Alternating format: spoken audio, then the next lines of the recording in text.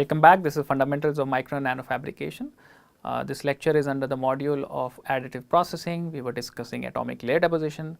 We looked at the basics of atomic layer deposition, what is its main USP, the mechanism behind layer by layer growth. In this lecture, we shall get into a little more details, look at deposition window, look at some nucleation aspects, look at advanced features such as plasma enhanced ALD, etc. Let's get started. So, one of the things we have not touched on till now, one of the parameters that you control during the deposition that we have not touched on is the substrate temperature. So, substrate temperature actually has a huge effect on ALD, and it's also something that must be optimized for a recipe. So, what are the various things that can happen? So, if you look at this figure, you want to do ALD in a window where the growth is self-limiting, so somewhere in the middle. And in the self-limiting growth, by and large, the growth per cycle is independent of substrate temperature. So, that is where you want your ALD to be in. But of course, when you start a new recipe or you are designing a new recipe, you do not know what that window is. Suppose you are, say, playing with a new precursor, so you do not know where that window of that precursor is. So, you must run some test and optimization cycles to actually extract what this window is. So, what might happen when you do the ALD growth at various substrate temperatures is you can see some non-linearities that will happen at lower temperatures and at higher temperatures.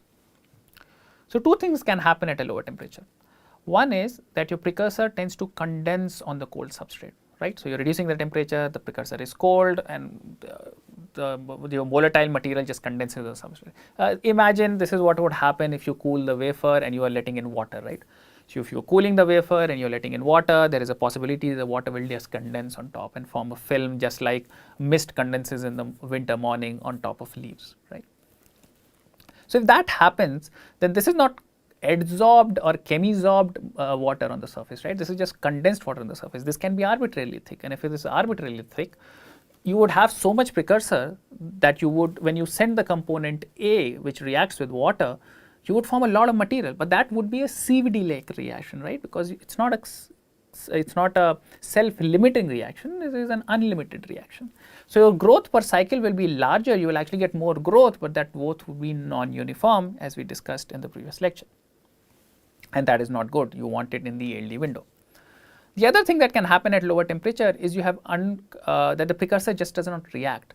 So, the whole ALD assumes that the component A reacts with component B, but that requires a certain amount of reaction rate, and reaction rates are often limited by temperature, and at very low temperatures the two components might not react. So, in that case you would get a lower growth than what you assume, and this is also not good because this is also not the self-limiting case, because the whole point is you form this self-limiting layer of component A reacting with B to form a layer of deposited material. If that layer is not reacting, then the growth is not self-limiting. At higher temperatures also two things can happen. One uncontrolled growth could be that the precursor sort of decomposes on its own. So, ALD assumes that precursor A reacts with precursor B to form the material that you want, but precursor A alone is unable to do anything, it cannot form the material. But any organic material or any chemical material will have some decomposition temperature. What if the temperature is so high that the material just decomposes into some nonsense constituents which may or may not even be the material you want to deposit? So, you will get some growth, but that growth will be very much like CVD, because this is, if you think about it, a pyrolysis reaction, right. So, if you flow silane and the temperature is 1000 degrees C, silane will break and form silicon, but that is not ALD. The other thing can happen at high temperature is that precursor starts desorbing. So, till now we have harped on the fact that this is a chemisorbed species, the desorption is minimal, it is a one-way reaction, but everything has a limit. If you heat the substrate enough, you may be able to provide enough energy to get over that chemisorption hump, and the material just desorbs, unreacts itself. And if that is the case, you do not have that self-limiting layer, you do not have the component B will come and have nothing to react with, and you will have a lower growth rate, but that would be an uncontrolled growth rate. It would be not repeatable, and it would not be consistent. So, it would be outside the ALD window. What you want to always do is keep your growth somewhere in the middle where things work as an ideal ALD should. Now, which of these two cases occurs really depends upon the precursor and the chemistry you are using. If I take an example of, for example, of diethyl zinc and water, which is reacts to form zinc oxide, it tends to show a ALD window of this type where there is incomplete reaction on the left hand side and there is desorption on the right hand side. On the other hand, tantalum oxide formed using tantalum ethoxide and water tends to have a very different looking ALD. So, once again you have the ALD window in the middle, but on the left you tend to have condensation, on the right you tend to have pyrolysis. So, different precursors do different things.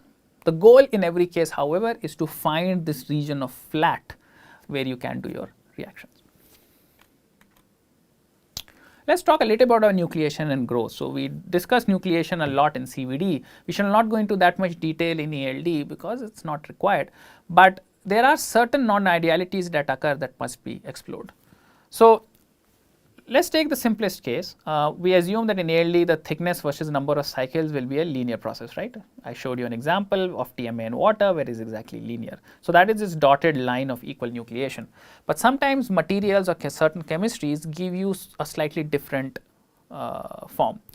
They are linear at higher number of cycles, so they are linear here and they are linear here, but they might have an enhanced growth initially or they might have a suppressed growth initially. So, what is the cause of this initial non-ideality?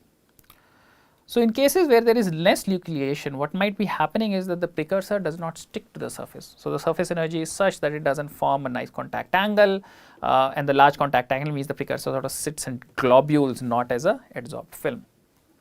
So, if that actually happens, then you can imagine the growth rate will be lesser because their self-limiting film is not as widespread. At the same time, it could be a case where the precursor sticks to the material a little bit too well, and if it does that, it might just form a very low contact angle film on top of the substrate, and that might lead to more nucleation than you hope for. So, when I say less or more, I am basically comparing to the case of what is the contact angle of the precursor on top of the deposited film. So, once you have formed a little bit of deposited film, then in all those cases this contact angle will be the same, right. However, when the growth is starting, it is not seeing the deposited film, it is seeing the substrate. So, the contact angle of the substrate, the initial contact angle on the substrate might be different, and that is what explains these initial non-idealities. So, what can we do about it, or how do we sort of look at it? So, here are two examples, one of more nucleation and one of less nucleation. So, this is the same mass gain as a function of time curve that I showed you before. So, what the curve you have seen before is this orange one, right. This is the basic TMA reacting with water to form material, aluminum oxide. But if you try to do this reaction on titanium dioxide, it turns out that TMA has an enhanced sticking to the titanium dioxide surface. So, cycle 11, which is one of the initial cycles, the early cycles, you actually get more mass gain than what you bargain for. So, your mass gain is larger, and most of this difference is actually not in water. Water absorbs roughly the same, or the mass gain due to water is essentially the same. Most of the difference is because of the very different mass gain of the TMA. But as you keep doing the deposition for longer and longer, once you get to cycle 75, that difference goes away and you reach back to that steady state, right. So, initially you have enhanced growth, later you have the same growth rate. The other example is supposing you were trying to do titanium nitride deposition on silicon dioxide using this chemistry at 1000 degrees C. This is an example of less nucleation. So, if you look at the film thickness as a function of number of cycles, initially you would actually see almost nothing. So, you would think that there is no growth happening, but if you wait for some time, ultimately the nuclei form very slowly but surely, and then once you get a film of titanium nitride on there, from that point onwards you start nucleating normally and you see a linear growth. Alright, so these sort of non-idealities can occur. Here are some references that actually go into details of both these things. One of the ways you can solve nucleation and some other issues is to use plasma. So, this is the relatively new area of plasma enhanced ALD. Equipment to do this has just started becoming available commercially. So, the basic idea is fairly simple. Till now we are doing thermal ALD, which is that all the reaction rates and the mechanism and the chemisorption all assumes thermal energy, right. So, depending on the substrate temperature, things would either happen or not happen. But if you want to help things along, you can always add some energy through some other sources, and plasma is the common technique that we have done.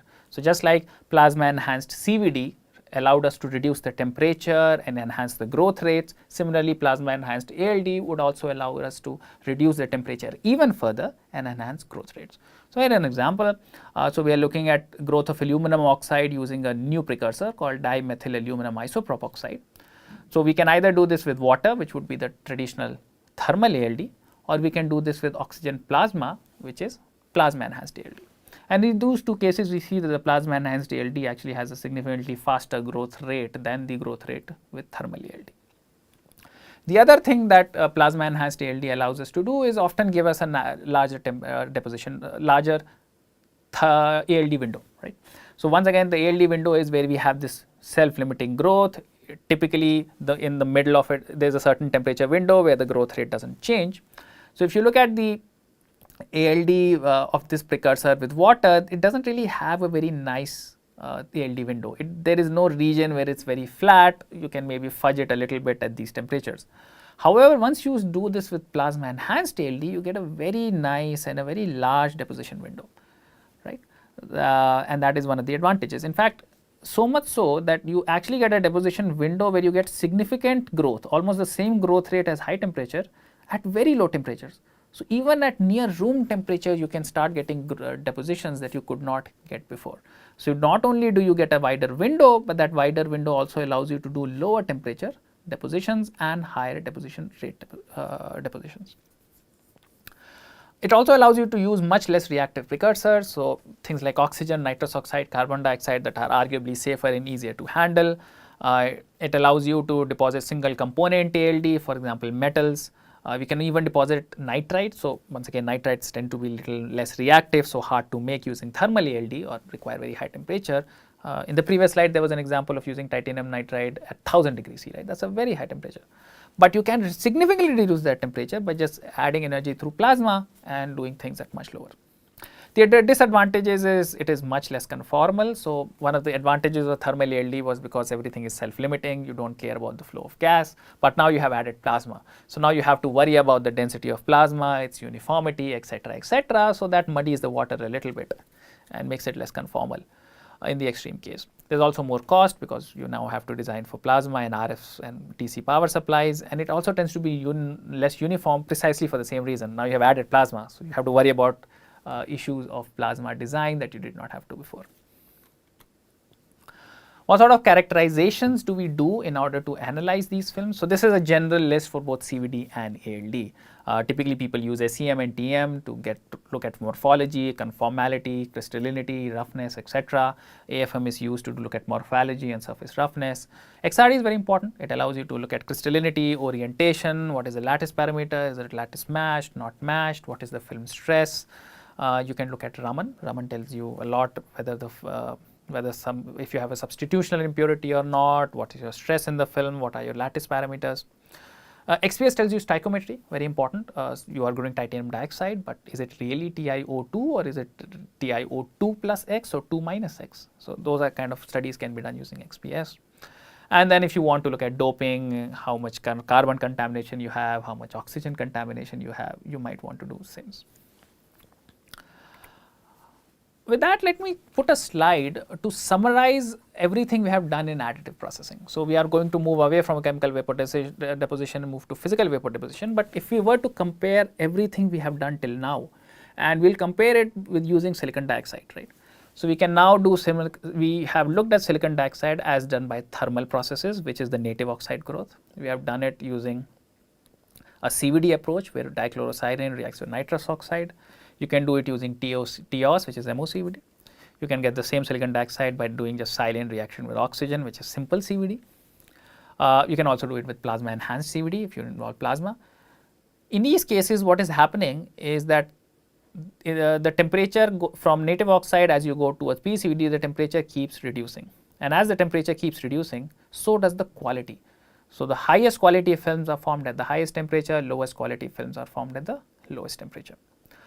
Stoichiometry also tends to reduce. So, where you form very, very stoichiometric films at high temperature, not so stoichiometric films at low temperature. Depending upon what chemistry you use, you might have different impurities. This might have some chlorine, this might have some hydrogen, right? Step coverage tends to be better when things are temperature limited. So at high temperature, you tend to get good step coverage. When you are relying on things like plasma, you often do not get good step coverage. Thermal stability. So this is very stable, this is less stable, and you can sort of understand that you're just looking at the stoichiometry. Because it's off stoichiometry, it's a little more unhappy, and that makes it a little more unstable. In general, films that are higher quality tend to be more dense. So the native oxide is a very dense film, and as you go down to CVD deposited film, it's slightly less dense. One exception is the PCVD case, where the density can sometimes be higher, and the reason for that is because you are bombarding the film with these ions, and they tend to compact the film and artificially enhance the density. Refractive index follows the same trend as density. In fact, refractive index is a very good proxy to understand what is happening to the density. So for dense films, you get good refractive indexes that are close to the bulk values, and for lower densities, you get poor refractive index that are lower. Dielectric strength again scales exactly the same way. More dense, higher quality films tend to have very high dielectric strength. Less dense, poor quality films tend to have low dielectric strength. The same strength can also be looked at in the resistance to chemical attack. So HF will etch all of these films, but at various rates. Thermal oxide will etch very slowly, PCVD will etch very fast. And finally, dielectric constant. The closer you are to a high quality film, the closer your value will be to the bulk value. Worse off your film, the worse your dielectric constant is going to be. Often because of these impurities, right? These silicon impurities, hydrogen impurities, oxygen impurities, often your dielectric constant is a little higher and off than the bulk value. So in general, if you were to summarize everything, depending on an application, you select a certain recipe, and that tells you at what temperature you can do that process. So there's always this give and take. You want lower temperature, you want more easier processing, you have to compromise on quality. You want higher quality films, you need the higher temperatures, you need the complicated equipment, and you need the complicated cleaning, you need the complicated recipes. Right? So you get what you pay for. Finally, a couple of slides on safety. This lecture series does not sort of include anything on safety, but CVD is one area where you have to be extremely careful. A lot of CVD precursors are extremely dangerous. They are toxic, pyrophoric, they can kill you, they will cause explosions, they will attack the stainless steel, they will attack the cylinders that they are contained in. And a lot of these things are both environmental dangers, but also personal life and safety dangers. So always treat precursors with extreme amounts of caution. If you are new to them, please talk to somebody who has experience in dealing with. Industry has a lot of standards on how to manage these types of gases, and we should follow them. Always have safeguards like alarms, sensors. Please have redundancy. Make things what we call idiot proof. Just saying that I will be careful is not a safety standard. A safety standard is assuming that somebody will make a mistake and then having something to prevent that mistake from blowing up. Okay. I'll actually end this lecture with an interesting, this is I think the second last slide of the lecture, where we'll end up with a slightly funny, in hindsight slightly funny report of a liquid nitrogen tank that exploded in a lab.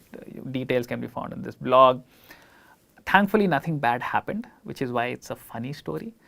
But the thing I want to highlight is that in this case, what actually exploded was a liquid nitrogen tank. Nitrogen is inert. As things go, liquid nitrogen tanks are one of the safest things you can have in the lab. Like all CVD precursors and all CVD equipment is actually more dangerous than this. And even then, the liquid nitrogen can cause so much damage. So just imagine what a CVD precursor can do, right? So let me just read it. So the cylinder had been standing at one end of a 20-inch and 40-inch laboratory. So what actually happened was that they had a liquid nitrogen tank. It was standing in the corner of a laboratory. All cylinders come with some safety valves, and some student or a postdoc somewhere along the way found one of the safety valves leaking. And instead of changing it, they just blocked it. So there was no safety release valve. So the system continued because it was used often. The pressure never built up to unsafe levels. But someday, the liquid nitrogen tank was not used for a long time. Internally, the liquid nitrogen evaporated, the pressure built up in the tank, and one night it exploded. So when it exploded, it was stored on the second floor of the chemistry building. It was on a tile covered with 4 to 6 inches thick concrete floor directly over a reinforced concrete beam. The explosion blew all the tiles off the floor for a 5 feet radius around the tank, turning the tile into quarter-sized pieces of shrapnel that embedded themselves into the walls and doors of the lab. Imagine what if somebody was there inside.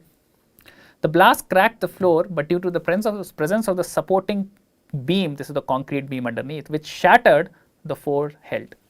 Since the floor held, the force of the explosion was directed upward and propelled the cylinder, sans bottom, without the bottom, through the concrete ceiling of the lab into the mechanical room above. It struck 2 3-inch water mains, drove them and the electrical wiring above them into the concrete roof of the building, cracking it. The cylinder came to rest on the 3rd floor, leaving a neat 20-inch diameter hole in its wake. The entrance door and the wall of the lab were blown out into the hallway. All of the remaining walls of the lab were blown 4 to 8 inches off their foundations, and all of the windows, save for the one that was open, was blown out into the courtyard. So just imagine, like, if this happened not in the dead of the night where there is nobody in the lab, but in the day. So please exercise extreme caution with COD. With that, just one slide on electroplating. So lately electroplating has become important, especially for depositing metals such as copper. The basic idea is fairly simple. You take your substrate, you put it in a electroplating solution, which is a salt of copper, and you put current, and depending upon whether it's cathode or anode, you will get a deposition of copper. Right, so this is fairly simple and known technique. People have started using this, even have proposed that they should use this even for silicon solar cells, because silicon solar cells have a lot of silver, and they are trying to replace that with copper. So I will not go into much more detail about electroplating. So this brings us to the end of the module of chemical vapor deposition as a whole. Next we shall talk about physical vapor deposition, which will be the final part of the larger module on additive processing. So see you then.